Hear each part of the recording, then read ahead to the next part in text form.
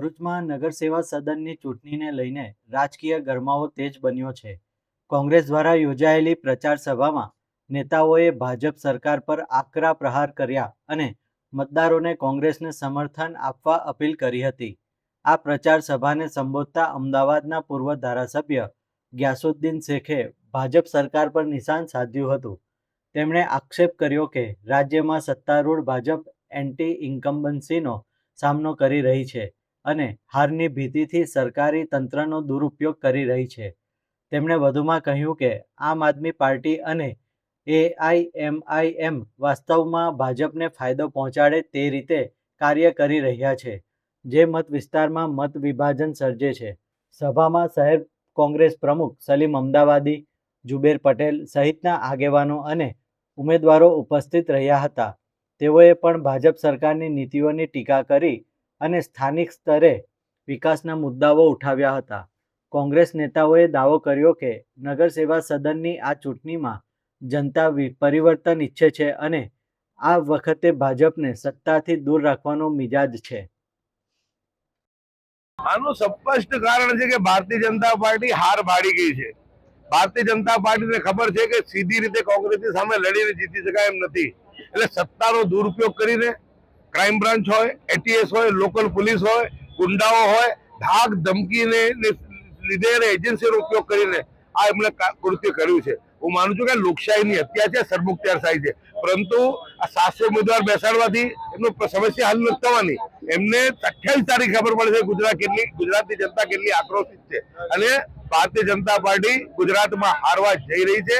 કે 30 વર્ષથી એમના કુશાસનથી જનતા જે ત્રસ્ત છે, આ જનતા જાણી ચૂકી છે કે એમની પાસે મંદિર, મસ્જિદ, ભારત, પાકિસ્તાન અને આની સિવાય બીજી કોઈ એમની પાસે કોઈ હિન્દુ મુસ્લિમ સિવાય બીજી એમની પાસે કોઈ મુદ્દો નથી, કોઈ નારો નથી. એટલે આ જે છે આખી ઘટનાક્રમ જે છે એ લોકશાહીની હત્યા કરવાનો છે. અને જયારે પેલા આ ધાકધમકીથી બેસાડ્યા, હવે સીએમ પોતે અધ્યક્ષતામાં મીટિંગ થાય અને સીએમ કે તમે પેનલો તોડવાનો પ્રયાસ કરો, પેનલો તોડી નાખો.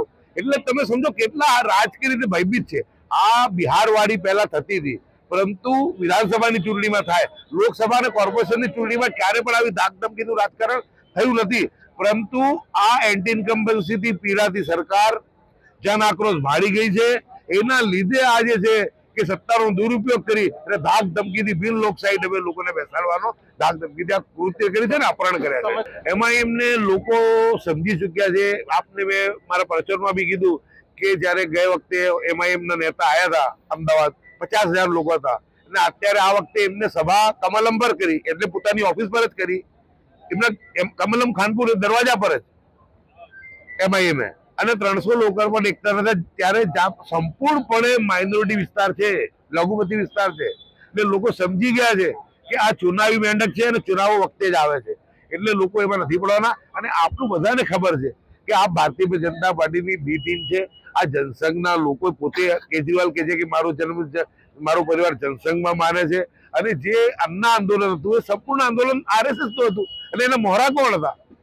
અન્ના હોય કે કેજરીવાલ હોય, આ તમામ આરએસએસ ના મોહરા હતા. એટલે લોકો એમને સમજી ચુક્યા છે. એમનું કોઈ ગુજરાતની અંદર ભવિષ્ય નથી. લોકો સમજી ચુક્યા છે. પરિણામ આવે તમે જોજો કે બધા આ વખતે માપમાં આવી જવાના છે. આ તરફ કોંગ્રેસમાંથી એઆઈએમઆઈએમમાં જોડાયેલ કુતુબુદ્દીન પટેલ કોંગ્રેસની નીતિઓની ટીકા કરી એઆઈએમઆઈએમ ભાજપની બી ટીમ હોવાના આક્ષેપોને ફગાવ્યા હતા. કોંગ્રેસમાં 30 વર્ષ મેં રહેલો છું. મને એમઆઈએમમાં જો 5 દિવસ થયેલા છે, પણ ગ્યાસુદ્દીન શેખના ઘણા બધા ભાષણો મેં સાંભળેલા છે. પણ કાલે જ મારી પાસે એમના જ એરિયાનું દરિયાપુરનું એક પોસ્ટર મેં જોયું છે. ત્યાં એવું કીધું કે કોંગ્રેસના કોઈ પણ નેતાએ આ વિસ્તારમાં પ્રવેશ કરવો નહીં. તો પહેલા બી ટીમ તરીકે તમારે અમદાવાદમાં કામ કરવાનું છે. તમે કઈ ટીમમાં છે તે નક્કી કરો. તમે એ જ લોકો છે જે અમે જ્યારે હું કોંગ્રેસમાં હતો અને મારું 150 માણસનું ડેલિગેશન લઈને હું પીસીસી પર પહોંચ્યો. આજ ગ્યાસુદ્દીન શેખને ઓછામાં ઓછા 100 કોલ કરેલા, અમિત ચાવડાને અમે ઓછામાં ઓછો 500 કોલ કરેલા. કોઈ પણ વ્યક્તિએ ત્યાં અમને રિસ્પોન્સ આપ્યો પણ નથી ને જવાબ પણ નથી આપ્યો. કેમ કે અહીંયાથી જ એ ટાઈપનું પ્રેશર હતું ને મને તો એવું લાગે છે કે એ જ પ્રેશર બીજેપીનું હતું. હવે બીજેપીની ટીમ એ છે કે અમે છે નક્કી કરો. કેમ કે મારા લોકલ વિસ્તારની અંદર મેં જોયું કે લગભગ આ મેન્ડેટ બચાવવામાં પણ બીજેપીનો સપોર્ટ હતો એવું મને સ્પષ્ટપણે દેખાય છે.